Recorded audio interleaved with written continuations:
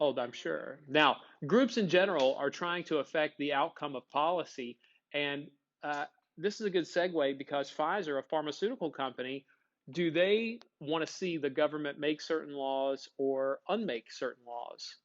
You better believe it. And right now, like I'll give you another, for example, that West Virginia involves them. Do we have good reason to distrust pharmaceutical companies here in West Virginia? Why?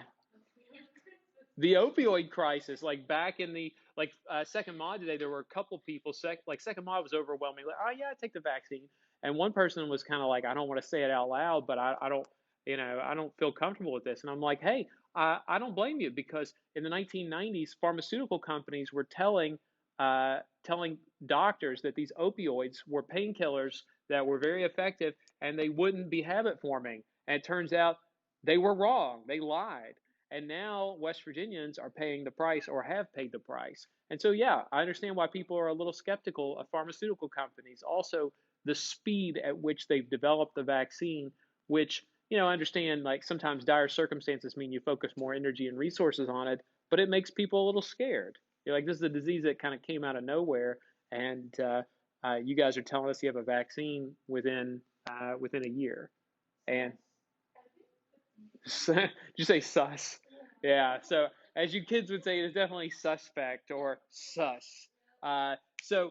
Groups, people are naturally concerned, and pharmaceutical companies like AT&T or Apple or ExxonMobil or GM, those are businesses that definitely have an interest in what the government does. Okay. Now that's a good segue. We were talking about different types of groups. Did we mention labor unions? Yeah. Okay. Just a quick recap, just to remind you and for you at home, the United Mine Workers of America is a labor union which ultimately tries to change or affect government policy. Like, for instance, they were enabled to get an 8-hour workday as the standard for the government. Like, the government has passed laws saying an 8-hour workday standard. If you have somebody work more than 8 hours, what do you have to pay them? Overtime, which means time and a half. Okay, those things are requirements by law. Also, a full-time job is considered 40 hours per week. All right, so there's certain things that unions have gotten minimum wage standards. All right, we saw last week that Florida raised minimum wage. You better believe that unions were probably in on that. All right, American Federation of Teachers, we're constantly working for better situations for teachers too. We also probably did not mention, but professional associations. And what we mean by professional associations, we're talking about groups like the American Medical Association. Who does the AMA represent? Yeah, not a bad guess, close. Uh, the Medical Association. Who's the most important, at least in their eyes, who's the most important medical people out there that make a crap ton of money? Doctors in general, but surgeons would definitely qualify. Doctors have this group that looks out for their interests, okay? And American Bar Association, therefore attorneys, okay? Has nothing to do with alcohol. The American Dental Association, they look out for dentists. Now, the only thing somebody asked, what's the difference between that and a labor union? Usually, professional associations are what we call white collar jobs, things that are highly professional, usually make a lot of money, and there's a difference. Like, for example, if teachers or construction workers or coal miners go on strike, do people feel sympathetic for them? Oh, yeah. Teachers are like, well, they don't get paid a lot and they have to deal with angsty teenagers. And coal miners are risking their lives. But does anybody really feel bad for doctors or lawyers? Because even whatever, like however tough their job is, what do we know about their pay? They make a lot. So nobody feels bad for them. All right. That's essentially the difference between a professional association and a labor union. All right. Something else we did not mention yet, ideological groups. These are groups that represent a belief system. Okay. These are groups that represent a belief system. An example, the ACLU. If you've never heard of the ACLU, it's the American Civil Liberties Union. They represent liberal beliefs on civil liberties and freedoms. Okay? A good example is the ACLU. If you believe that your freedoms are at stake and the government is not cooperating or not being helpful in this regard, or they're unfairly punishing you, call the ACLU. They're constantly trying to persuade the government that we need more freedoms, not less, right? That we need to positively impact society by changing laws to benefit or allow more freedoms, right? And they'll represent just about anybody who they think their freedoms are being blocked. The ACLU has represented LGBT crowd. They've also represented the Ku Klux Klan. They've represented unpopular religious groups. Yeah, they're like, hey, even they're such a believer in like free speech, for example, that they're like, even members of the Ku Klux Klan deserve freedom of speech. Even right-wing religious nut jobs deserve freedom of speech. All right? Everybody deserves the freedoms provided by the Constitution, and that's their belief system. And so that's what they promote. Sure, ideological groups, they promote a belief system. Okay, and the ACLU is a good example of that. They believe in liberal beliefs related to civil rights or civil liberties. Right? Now, a lot of groups are also single issue groups. These are groups that, wait for it, they represent a single issue. Here's a popular one, the National Right to Life group. What do they represent? What is it? Pro-life crowd. They're anti-abortion. They try to get the government to change policies on abortion. Now, their number one goal would be to ban abortion outright, okay? But while they're trying to do that, they are very effective at changing other policies, okay? They're always up to something. They're like, hey, we got a lot of time, energy, and resources. And so one of the things, for example, they've done is most states have a mandatory 24-hour waiting period for an abortion. You're not allowed to have an abortion on demand. They're like, hey, we've convinced states to pass laws saying this is a serious decision, and we think that it's probably not a good idea to make that decision on a whim. So once you go in, ultimately you have to wait 24 hours. You also have like what are called informed consent laws, that if you're under 18 and you want to have an abortion, a lot of states are like, hey, we have to have your parents' permission. We're not going to do this procedure without, you're a minor, you're not an adult. One that's really popular now, the National Right to Life has done this, is that they convince state governments to change laws that specifically say if you want to perform abortions at your hospital or your doctor's office, you have to have certain medical equipment or certain physicians on hand in case a woman's health would become endangered. And a lot of times what will happen is they make the requirements so difficult that hospitals don't meet those. Like, for example, in Mississippi, the requirements for a medical facility to perform abortions are so outrageous that no place in Mississippi, I don't think there's any place there, any hospital that qualifies. So literally, they're like, hey, you can get an abortion as long as there's a medical facility that has the right facility or the right equipment on hand. Okay? In West Virginia, I think Charleston and Morgantown are the only places that have facilities that perform abortions because they make it that serious of an issue. All right? Now, the Right to Life group is an example of a more conservative group, but here's an example of a more liberal group. NORML. That's right, the National Organization for the Regulation of Marijuana Laws. They're all about trying to establish or change laws that would allow what? Marijuana, usage of marijuana, and they've been very effective at changing policy. 25 years ago, they were like a joke. Nobody really paid much attention to them. But slowly over time, they have convinced governments, state governments, to change their policies about marijuana. We saw the other day that the news was reporting 3 different states have reported or have changed their marijuana laws just in this election. Oh, they're very good at this. Look, a couple years ago, 2018, I was telling Fourth Mod, they went to Ohio trying to change people's minds about marijuana. They had it on the ballot that year, and it barely failed. But they drive around in a little truck. They had this truck, and they were trying to change people's minds about abortion and get information, or excuse me, not abortion, marijuana, and trying to get information to people. And I'm not kidding, they even had a mascot. Ask me what his name was. Bud, like a marijuana bud.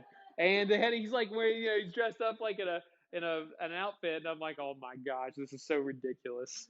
All right, but normal, another good example of an interest group, a single issue group. Okay, you also get what are called public interest groups. These are groups that try to positively affect society as a whole. Okay, they're looking out for the well-being of society. Here's an example, and it may not seem like a group, but it is the American Heart Association.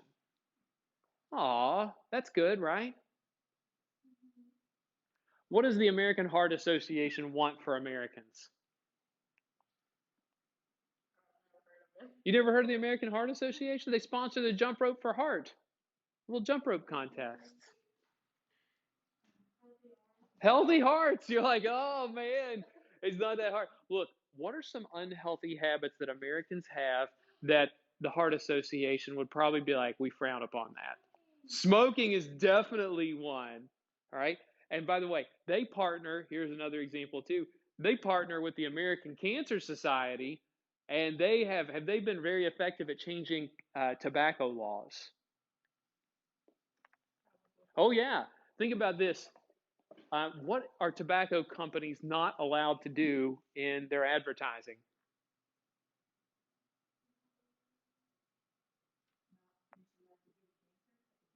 No, you have to. Fun fact: you have to on their packaging. They have to put the Surgeon General's warning. This product may cause cancer because the government requires it. You ever seen a TV commercial for tobacco? Because it's not allowed. All right. And you can't have you can't do anything that would explicitly market to children. Like back in the 1980s, anybody ever heard of Camel cigarettes? Camel cigarettes used to have a mascot. It was Joe Camel, and Joe Camel wore a black leather jacket and these cool sunglasses. And they banned that because they're like, it's obvious that you're marketing a product to kids. Look, they have these now, and I think they still make them. You ever seen candy cigarettes? Yeah, and then when you get them, like the candy cigarettes, and you blow them, it's like little powder comes out of it. Like we thought those were the coolest, man. Okay, and so Camel can't run those ads anymore with Joe Camel, right? Ultimately, the Cancer Society and the Heart Association, like, we don't want you doing that. Are you guys? You all might be too young to remember this, but when you go to a restaurant, what do they used to ask you? Smoking section or non-smoking section? And it's really terrible because when you go to fast food places, it's like you're getting double whammy. You know the food's not heart healthy, and beyond that, you're like the non-smoking section in a fast food place. It's just one side of the room that would be the smoking section, and one side would be the non. So like the smoke would drift over there, and it blows your mind. In West Virginia, what do we not allow in public places? No smoking. Trisha, question, comment? Sure, these are groups that look out for the well-being of society. Now, American Cancer Society, American Heart Association, they're trying to promote good health. I think we mentioned this the other day in another conversation about groups, but what do we have to put on all food labels? Nutritional value. Nutritional value. And look, for some people, that is heartbreaking when you start reading that stuff. You're like, I didn't know this many calories were in a Pop Tart. You're like, I'm never eating them again. Okay. And that may or may not be true. You're like, gosh, I don't know. I'll probably still eat a Pop Tart. No, don't do it. It's a trap. It's like 10% of your daily calories right there. You're like, I'll do it. And look, I told other class too, tutors posted their nutritional value on stuff. Dude, it's a trap. The Thundering Herd, it's 1,000 calories. Half your day's calories right there. All right. And look, though, it's even worse. You see that stuff and you're like, oh my gosh, I've been eating it for years. And by the way, do you think tobacco companies started fighting back against this stuff? Oh, yeah. Now, they do this in Europe, and this is another, for instance, here, they almost got this done in America. On packaging for cigarettes in Europe, you have to put explicit pictures about what happens to your lungs or like your mouth for cancer on these packaging or on this packaging because they want you to know. Now, here, one of the things we do is we tax the bejesus out of it. You go to New York, for example, their tax, it's ridiculous. A package of cigarettes costs like $16 or $17 now. Where here in West Virginia, you can get it significantly cheaper. Out of state folks love it because they come to get their cigarettes here. I know. They've even tried to start taxing sugary drinks and other high sugar products. I know, right? And so, look, the American Heart Association, American Cancer Society, they're like, hey, we got to do this for heart healthy people. But then there's other crowds of people who are like, you know what? I'm an American. And that means if I want to eat stuff that's not healthy for my heart, if I want to get fat and die at a young age, it's my right as an American. Okay? Oh, man. We also have what are called foreign policy groups. Okay? They try to convince America to have friendly relationships with certain countries. Here's an example. There's a group called AIPAC. Okay? It's called the American Israeli Political Action Committee. Yeah. Oh, yeah, it's pro-Israel. They tried to convince the U.S. government to have a friendly relationship with Israel. That's what AIPAC does. They're like, hey, America, you should do things that are in the best interest of Israel because when America and Israel cooperate, it's better for everyone. Both sides win. Because they're like, hey, Israel provides you with intelligence and information on terrorist groups from the Middle East.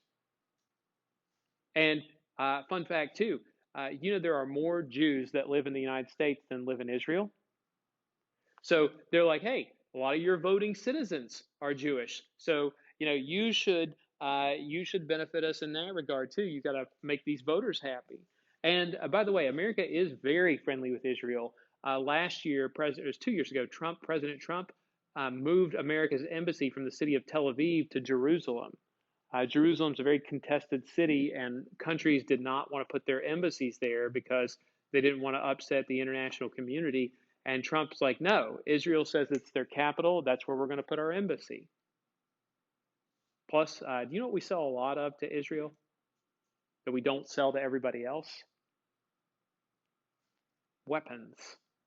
They're good at protecting themselves in part because, number one, they know how to fight. Everybody has to serve in the military over there. But number two, they have American weapons.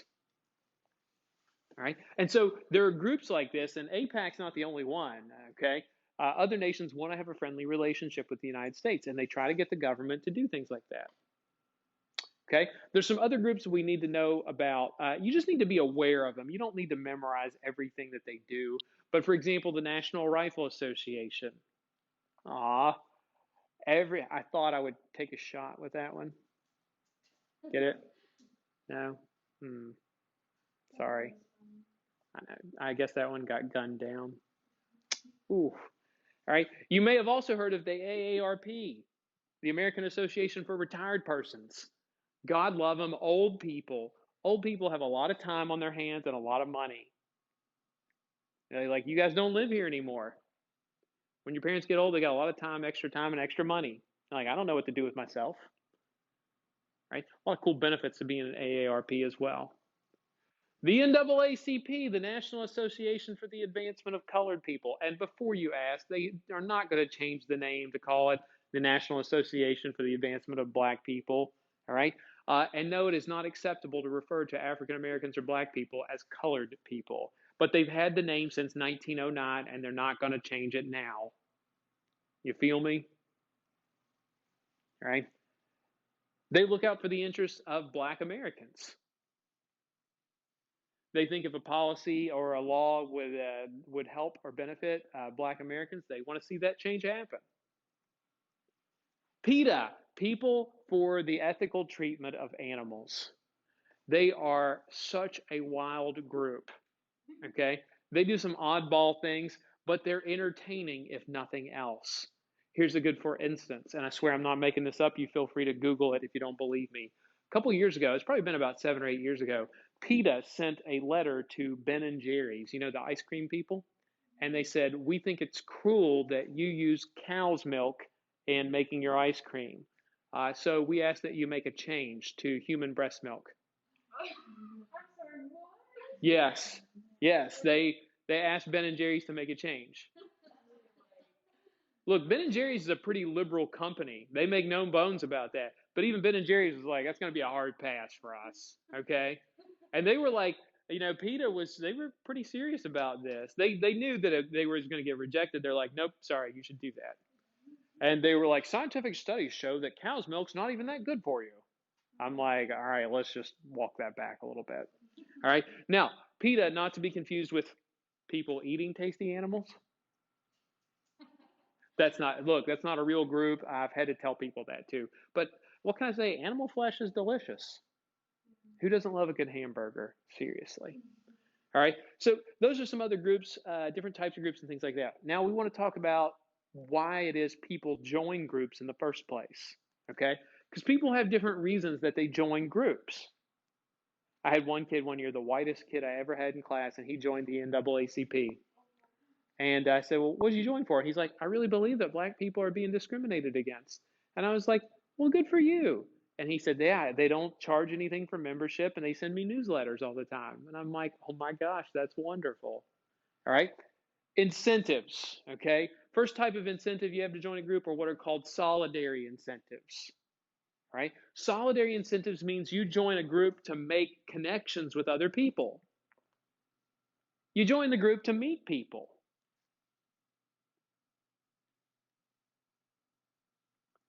You're joining a group to meet people. All right, look, it may be because you like being around like-minded people, but a lot of times you just want to know important people. I'll give you an example. My brother works for the West Virginia State Medical Association, and in Charleston, he's joined like every group coming and going because he said it's important to know people and for them to know me so that they know whenever I need something from them or need to talk to them about an issue that I'm an honest person and that I'm somebody they can work with. I think that's true. Yeah. My dad's in like the APTA, and like everyone knows him, even though he doesn't do like much because he just talks to people. Right. And being able to connect with people matters. And people are like, I like knowing people. I like being able to ask people for favors and to help them with favors. Okay. There's some people like that. Now, most people will join a group though because of material incentives. You get the swag. Okay. The NRA sends people hats, they give people stickers, they give people discounts. That's right, on your next gun purchase. You're going to love this too. The AARP for old people, they give them senior discounts on everything. You show your AARP card, oh my gosh. Look, it was terrible because when I think I was I was probably in college or just out of college, and my dad had turned 55. And that's the age you got to be in order to be considered for the AARP. And my dad loves to go to the movies. And he's like, let's go see this movie. And I'm like, all right. And anytime my dad wants to go see a movie with him, he always buys the tickets. He's more than happy if you'll just go with him. So we go, and he goes up to the booth, and he's like, I need one adult, one senior. And, my dad at 55 still looked relatively young. And they're like, sir, I don't think you qualify for the senior discount. So he goes straight to his wallet for his AARP card. And he's that dad. And I'm like, oh, gosh. And he's like, I'm getting that discount. I'm like, geez, Dad, was it worth the $3? Is he actually 55? He was at the time, but he's like much older. He's like 71, so it's been a while. I know. But the AARP offers discounts. Okay, so people love getting a discount on something. All right, especially old folks. Young people like stuff like this, like stickers. I am not a nugget. It's from PETA. Look, and if you've never seen it too, on my door here, most people don't pay attention, but look, up here you got an NRA sticker, but I also have some PETA stickers, and there's one up here. McDonald's used to have unfair practices on caging chickens, so they have one that says McCruelty, I'm loving it, and it shows Ronald McDonald with a bloody knife, right? And this one's great too because it's got a little chicken and it says Jesus loves me too. I know. People love getting free stuff. If you join the Sierra Club, they send you a backpack. I know. And it's like, wow, man, who doesn't love getting free stuff? Right? I don't know what every group will send you, but I like getting free stuff. Okay. Fun fact, too, if you go to group meetings, they usually have like food for you. And when you're in college, like every group will try to tempt you with food. They're like, come on. But I found this out too. They give you the food after the presentation because, then you just get out. All right. So people join for solidary incentives to make connections. They join for material incentives because they get stuff. Third reason, they join for purposive or moral incentives. They join for purposive or moral incentives. Right? That means that they join because they believe in the cause. Right? You might join PETA because you really think animals are being treated unfairly. Or you join the NRA because you believe everybody has the right to keep and bear arms. Or maybe you want to join the Rainbow Coalition or Pride groups because you believe LGBT people need protection in the country, right? Maybe you join the National Organization for Women because you're like, women's rights are a real issue. The Me Too movement might have inspired you. You're like, women need protected, right? That's purposive or moral incentives, okay? A lot of times, like I said, people will join for various reasons, but uh, usually 2 and 3 are what the people are joining for because they're going to get something out of it, or they like being around other people who have the same goal in mind, that they really believe in the cause. That'd be great. We could start a group. I want to start my own interest group. It's called IHOP. I hate old people. All right. Now, FYI, I really don't hate old people, but one of the things that I would like to change is that once you reach the age of 85, you must take your driver's test every single year. Okay? I think that should be a law. All right? And people are like, you're such an ageist. And I'm like, maybe, but tell me it's not a good idea. People hear new words, they hear ageist and they run with it. I know. Now, with groups, your various reasons for joining a particular group those are going to vary, but one problem that groups often have, they struggle with, is what we call the free rider problem. All right? You all know about the free rider problem, you're just not aware of it. Here's an example. How many of you have had to do a group project for a class and you end up doing a lot or most of the work? Right? And that is super annoying. Those other people, they benefit from your work even though they don't pitch in. That's the free rider problem. When people benefit from a group effort, but they don't pitch in anything. Right? That's the free rider problem. When people benefit from a group effort, but they don't put in anything. And I mentioned this the other day when we were talking about the teacher strike. How many teachers got the raise? Well, all of them got the raise, but I'd love to see the numbers or the percentage of teachers who actually participated. Not only that, I'm not talking just about the strike, but getting teachers to send in emails or to make phone calls to members of the legislature. It was really difficult. And I told people too, I was like, look, I'll give you a form letter. All you have to do is copy and paste it and put your name on it. If you like it, then you should have put your name on it. Don't be sad if you didn't put your name on it. Oh. Sorry. Okay. But yeah, ultimately, there are individuals who don't participate in anything the group does because we always presume what's going to happen. You're like, I don't have to do this. Why? Somebody else will do it. All right. And if we all sit around waiting for somebody else to do it, though, then eventually it won't get done. All right. But we don't know what to do necessarily about the free rider problem. I think we should find those people and put them in headlocks. Yeah. I mean, give them a noogie. All right. Anyway, okay.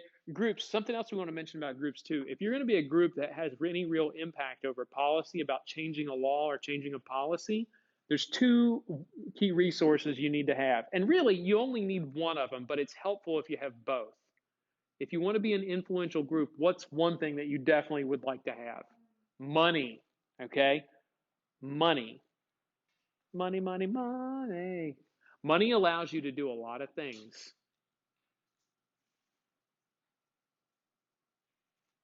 Right? That's one resource.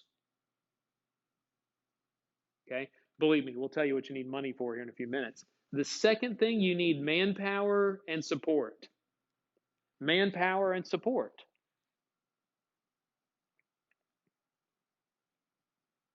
Teachers, we don't always have a whole lot of money, but we got manpower and we got popular support. Like I said, people feel sympathetic to teachers.